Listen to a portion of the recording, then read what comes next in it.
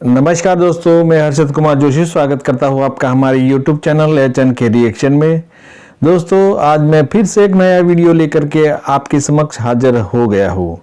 आज का वीडियो एक पाकिस्तानी इंटरव्यू का वीडियो है।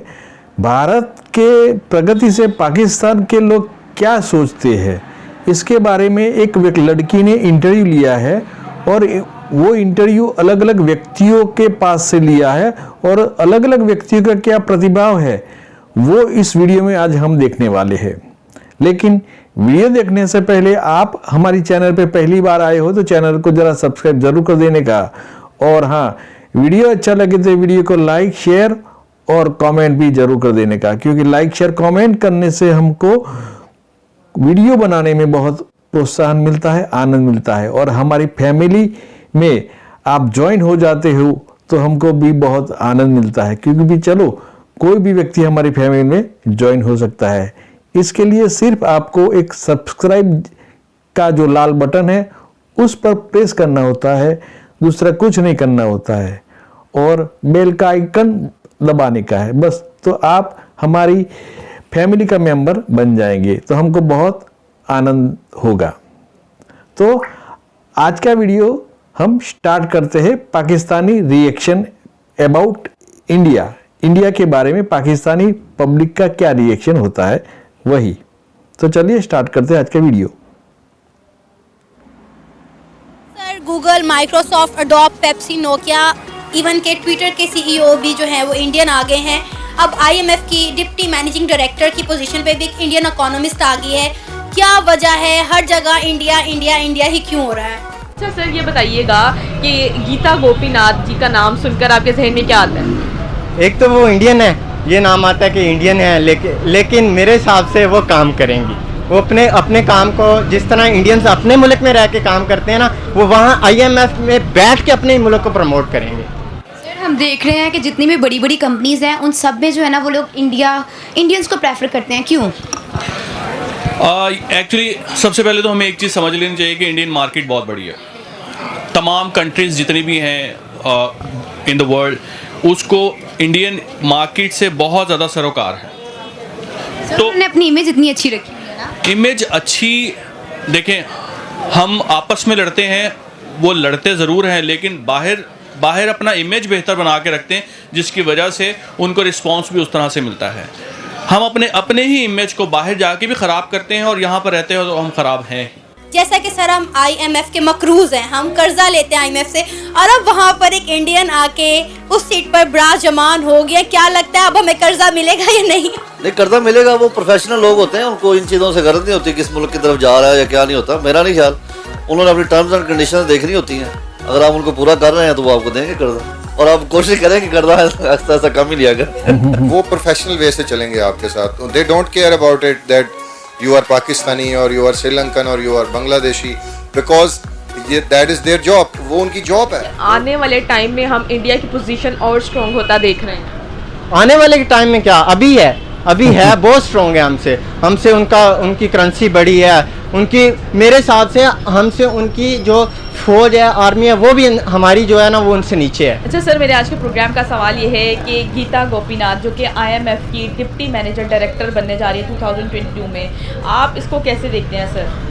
फर्स्ट ऑफ ऑल तो आईएमएफ का पहले ही पाकिस्तान ग्रे लिस्ट में जैसे अब चल रहा है, तो इसका मेरे ख्याल में जो दो रीज़न जिसमें मुझे लगती हैं कि वो एक तो है इंडियन है, वो दूसरा इंडिया पहले पाकिस्तान के खिलाफ आईएमएफ में लॉबी कर रहा है कि पाकिस्तान किस तरह ग्रे लिस्ट से निकलकर ब्लैक लिस्ट में आ जाए। तो अभी अगर हम देखें पाकिस्तान के सिनेरियो को कि पाकिस्तान का आईएमएफ करंट सिनेरियो क्या है, फ्रांस के साथ हमारे ताल्लुकात बिगड़ चुके हैं बिकॉज ऑफ तरीके लब्बैक तकरीबन जो इनका मामला हुआ था फ्रांस के सफीर को निकालने वाला। दूसरी तरफ जो है अमेरिका के साथ हमारे पुराने ताल्लुकात नहीं हैं, पुराने वाले जो पहले थे हमारे साथ। अमेरिका भी समहाउ हमें चाहता है ब्लैक लिस्ट में डालना, और इंडिया के साथ इंडिया के भी अमेरिका के साथ अच्छे ताल्लुकात हैं। तो बेसिकली ये लॉबी इनकी जो थी अमेरिका की और इंडिया की जो लॉबी थी, अब इन्हें ज़्यादा फ़ायदा होगा इस वजह से। अगर एक इंडियन वहाँ पे आईएमएफ में लगती हैं तो मेरा नहीं ख्याल इससे कोई पाकिस्तान के लिए कोई अच्छा साइन हो सकता है। मेरा आपसे क्वेश्चन ये है, गीता गोपीनाथ को आप जानती होंगी कि इंडियन है, और IMF उन्होंने 2018 में ज्वाइन किया था, ठीक है, और इस टाइम उन्हें सेलेक्ट कर लिया गया है चीफ इकोनॉमिस्ट के लिए 2022 में। तो इस चीज़ को आप कैसे देखती हैं? अगर वैसे हम देखा जाए, ठीक है, उनकी कंट्री पे प्रोग्रेस करी है तो उसकी वजह से वो वहाँ पर पहुँच गए, लेकिन अगर हम कंपैरेटिवली कंपैरिजन करें इसका तो फिर बहुत पीछे है पाकिस्तान उनके लिहाज से। तो क्यों पीछे है, क्या वजह लगती है आपको? क्योंकि हमारे पास प्रॉपर रिसोर्सेज नहीं है, और अगर रिसोर्सेज है भी तो हमें उतनी अपॉर्चुनिटीज़ नहीं प्रोवाइड की जाती। दरअसल बात यह लैक ऑफ इन्फॉर्मेशन और लैक ऑफ एजुकेशन, ये दोनों चीज़ों की वजह से हमारी कंट्री भी पीछे है। इसी वजह से फिर हम लोग को, हमारे पास मौके हैं, इतने ज़्यादा नहीं है लेकिन जो है ना, लेकिन उनको अपॉर्चुनिटी को ग्रैब करने का हमारे पास सही तरीका नहीं है और लोगों को खास इतना पता भी नहीं है।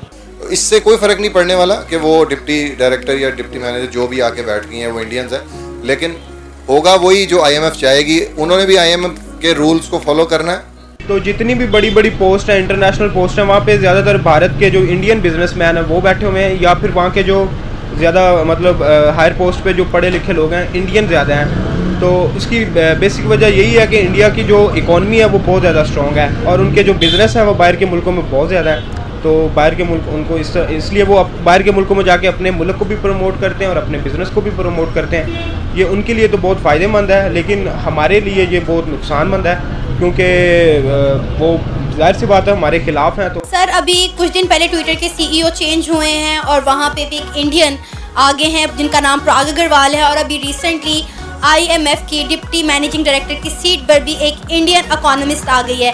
क्या रीज़न है कि हमें हर ओहदे में आगे बढ़ते इंडियन ही सिर्फ क्यों नज़र आ रहे हैं? देखिए, उनकी अपनी एबिलिटी है और उसके अलावा उनकी गवर्नमेंट्स जो गुजरी हैं उन्होंने सोर्सेज अपने यूज़ किए हैं और उन्होंने उन कंपनीज़ को जो अपने मुल्क में इन्वेस्ट करने का चांस दिया है, उन्होंने इन्वेस्ट किया। वो IT में हमसे बहुत आगे निकल चुके हैं। जो एजुकेशन से ही बंदा आगे जा सकता है, सिर्फ बातें करने से नहीं जा सकते। आप कैसे देखते हैं पाकिस्तान का IMF का रिलेशन, और इसके क्या असरात मुरतब होंगे, इसके क्या इम्पैक्ट आएंगे पाकिस्तान पर अगर मतलब जिस तरह वो डिप्टी डायरेक्टर बन चुकी? जी, पाकिस्तान के जो इसके ऊपर पाकिस्तान के ऊपर जो असरात पड़ेंगे उनके डिप्टी डायरेक्टर बनने के, वो जाहिर सी बात है बुरे ही होंगे, क्योंकि पाकिस्तान ऑलरेडी जो है वो ब्लैक लिस्ट में जाते जाते बच रहा है, ग्रे लिस्ट में है शायद। तो जाहिर सी बात है कि इसमें पाकिस्तान को बहुत ज़्यादा मुश्किलात होंगी, इनको कर्ज़े लेने में बहुत ज़्यादा मुश्किलात होंगी। पिछले दिनों में आपने शौकत तरीन साहब को देखा होगा कि वहाँ पे बड़ी देर बहुत दिनों बाद ये इनकी जो शराइत हैं वो मंजूर हुई हैं और बड़ी कठिन शराइत रखी हुई थी उन्होंने, IMF ने इनको कर्ज़े देने के लिए, लेकिन वो बाद में जैसे भी इनका आपस में हुआ वो हो गया। लेकिन आगे तो जाहिर सी बात है इनको और ज़्यादा मुश्किलात का सामना करना पड़ेगा पाकिस्तान को। हमारे जो मुल्क के मर्द हैं वो उनके भी इकॉनमी में कोई हाथ नहीं है, तो औरतें कैसे जाएंगी? सर यही तो बात है, तो कुछ ना कुछ तो ये तो गवर्नमेंट को सोचना चाहिए ना कि हमारी इकॉनमी देखें कैसे जो है सारी डिस्टर्ब हुई है, वो उसमें औरतें कुछ भी नहीं कर सकती। नहीं, ज़रूरी नहीं है कि पढ़ी लिखी हो और जॉब करे। पढ़ी लिखी औरत अपना घर अच्छा मैनेज कर सकती है, अपने सिस्टम को वो अच्छा चला सकती है, तो ज़रूरी नहीं है कि वो जॉब ही करेगी तो वो ठीक रहेगी। Sir, Google, Microsoft, Adobe, Pepsi, Nokia, even के ट्विटर के CEO भी जो हैं वो इंडियन आ गए हैं। अब IMF की डिप्टी मैनेजिंग डायरेक्टर की पोजीशन पे भी एक इंडियन इकोनॉमिस्ट आ गई है। क्या वजह है हर जगह इंडिया इंडिया इंडिया ही क्यों हो रहा है? इंडिया में जो उनकी फर्स्ट ऑफ ऑल जो उनकी नेशनल लैंग्वेज है ना, वो इंग्लिश है, एक चीज़। नंबर 2, वहाँ पे IT को जो प्रमोशन है वो पाकिस्तान से 200 नहीं 2000 टाइम्स ज़्यादा है डेवलप दी हुई। तो पाकिस्तान में अभी तक हमारे यहाँ ठीक है IT को प्रमोट कर रहे हैं, लेकिन जो सबसे लैकिंग आ रही है वो ये आ रही है कि हमारे यहाँ IT के अंदर किसी भी किस्म की डेवलपमेंट नहीं हो रही। किसी किस्म के हम लोग एक लिमिट तक जाकर रुक गए हैं ना।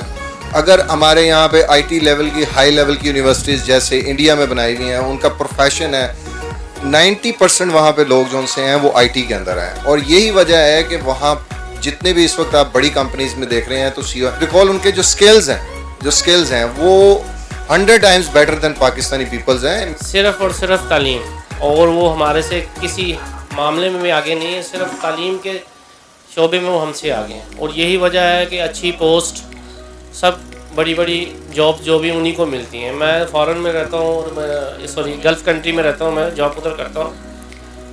दूर ना जाए, हमारी कंपनी में भी यही है कि जितने बड़ी बड़ी पोस्ट है उन्हीं की हैं, और सिर्फ तालीम। हम लोगों में तालीम में कमी है, दैट्स वाई, और कोई वजह नहीं। हमेशा हमने हर चीज़ में इंडिया को अपने से आगे जाते हुए देखा है। हम साए मुल्क होने के नाते हम उनकी तारीफ तो कर देते हैं, लेकिन हम इंडिया से कुछ सीखते नहीं हैं। हम आज भी वहीं पे वहीं खड़े हैं और इंडिया कहाँ से कहाँ आगे निकल गया है। क्या रीज़न है इसकी? देखिए, ये तो कलेक्टिव एफर्ट है गवर्नमेंट की और नेशन की मिल के। अगर वहाँ पे अभी बहुत सारे प्रॉब्लम्स हैं, ऐसी बात नहीं है कि, लेकिन कई सेक्टर्स में वो हमसे बहुत आगे हैं। इंडस्ट्री में वो हमसे आगे हैं, आईटी में हमसे आगे हैं, तो ज़ाहिर है उन्होंने अपनी ये मेडिकल में हमसे आगे हैं। हम बहुत सारे मटेरियल्स, रॉ मटेरियल्स जो हैं उनसे इंपोर्ट करते हैं और अपनी मेडिसिन बनाने के लिए उनसे इंपोर्ट करते हैं। मेडिकल के फील्ड में आगे हैं, काफ़ी आईटी में आगे। तो अब देखना ये पड़ेगा कि हम लैग तो बेसिकली हम एजुकेशन में कर रहे हैं, रिसर्च में कर रहे हैं। हमारे यहाँ रिसर्च नहीं है। रिसर्च की जो है वो अपॉर्चुनिटीज़ लोगों को मिलनी चाहिए। टैलेंट मौजूद होता है हर मुल्क में, हमारे मुल्क में भी है। इसको एक बड़े पैमाने पे देखना चाहिए और बड़े पैमाने पे एफर्ट होनी चाहिए, ताकि मुल्क के जो टैलेंटेड लोग हैं उनको सोर्सेज मिलें, एजुकेशन का स्टैंडर्ड हाई हो, और उसके बाद हमारे पास ऐसा टैलेंट ऊपर आए जो कि दुनिया में हम लीड कर सकें। अदरवाइज़ तो हम ये दाल रोटी के चक्कर में ही रहते रहेंगे, मेरा ख्याल। वीडियो देखने के बाद ये पता चला कि जो इंटरव्यू लेते थे वो लड़की, उसमें कई लोग ऐसे थे जो सही जवाब दे रहे थे, कई लोग ऐसे बोल रहे थे भाई भारत हमारा दुश्मन देश है, इसीलिए जो IMF की जो लड़की आई है वो हमको कर्जा नहीं देगी और हमको बहुत पाबंदी लगाएगी। लेकिन ऐसा नहीं है। एक बंदे ने ऐसे बोला कि IMF एक इंटरनेशनल संस्था है और वो भारतीय हो या कोई भी, वो अपनी जॉब करती होगी और इसको इंटरनेशनल रूल्स का फॉलो करना होता है, दूसरा कुछ नहीं। तो वो बात सही है। आप भारतीय हो, पाकिस्तान हो, कोई भी हो, अगर आप इंटरनेशनल रूल फॉलो करोगे तो आपको कर्जा मिलेगा। लेकिन आप इंटरनेशनल लॉ फॉलो नहीं करेंगे तो वो भारतीय होकर भी पाकिस्तान के IMF के चीफ होकर भी लोन नहीं दे सकती, क्योंकि वो इंटरनेशनल पूरा विश्व का वो संगठन है और पूरे विश्व के देशों का पैसा इसमें आता है और वो जहां चाहे उसका पैसा सेफ रखे वहां वो पैसा दे सकते हैं।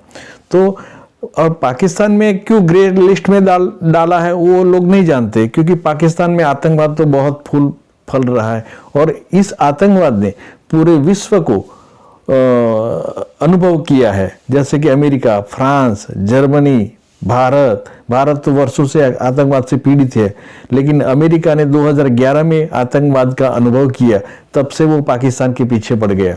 वरना पहले पाकिस्तान का प्रिय मित्र अमेरिका था, तो उसको भी पता चला कि पाकिस्तान एक आतंकवाद का पोषण कर रहा है।